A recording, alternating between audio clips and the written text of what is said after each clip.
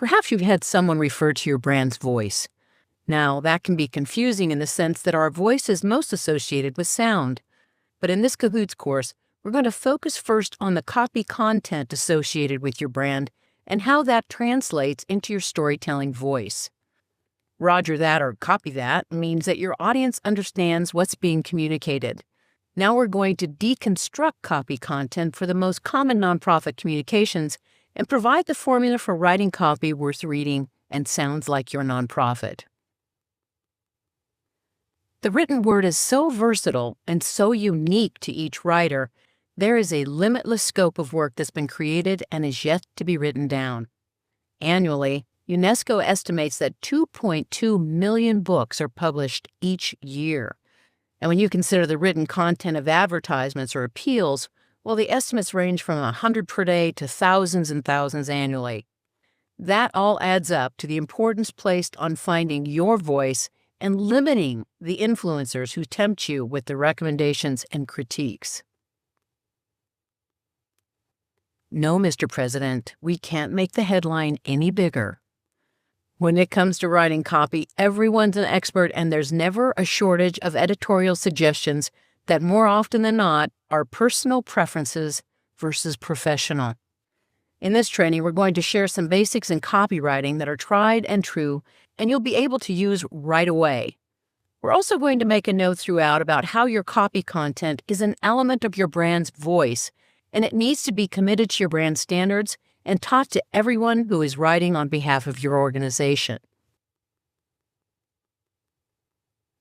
Good copy or journalistic writing takes talent and training. Nonprofits generally have limited resources and don't have the opportunity to have staff writers. And we've designed this training to help all of you, no matter your experience or staffing, to learn how to improve your copy content. But we really recommend that you hire or enlist a real writer. If you've taken part in any of our other trainings, you'll know that we're talking about copywriters or those people who have a degree in English, who literally are wordsmiths, who can listen to all that input from that committee, hear what everybody's saying, compile all of that, and then take it and write concise, well-written content that is well-branded. But it takes someone a lot of time professionally. As an ad agency with professional copywriters, we find that one of the hardest things that we're asked to do for our nonprofit and ministry clients is convey the importance of consistent voice in all of their communications. Who on your team writes the copy content for your organization? Respectfully, just because someone has a keyboard and knows how to type, it does not make them a copywriter. Good writers are educated, experienced. They're gifted people who are passionate about writing. God builds them that way.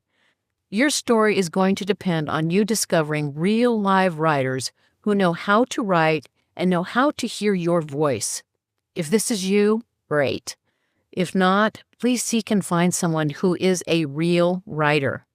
Also, please know that your story needs those amazing people who can proofread and are grammar wizards. Because things like typos can make your organization look unqualified and uneducated.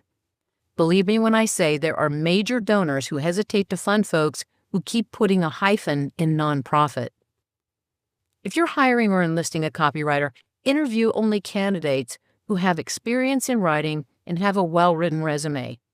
They'll usually have a college degree in English and ask to see their portfolio with samples of their work, and of course, call their references to verify their experience. Let's begin with the visual model you should consider in all you write. This model is applicable to both copywriting and public relations or news writing. Since the Civil War, journalists and writers have been using the inverted pyramid structure of writing. It's making sure the foundational information comes first and you conclude with the least important information. Literally, upside down is right side up. In journalism, it means getting the who, what, when, where, why, and how presented in the beginning of a new story. In copywriting, it means making sure you hook your reader as quickly as possible right up front. But there are a couple of common considerations for your copy, regardless of the purpose of your communication piece.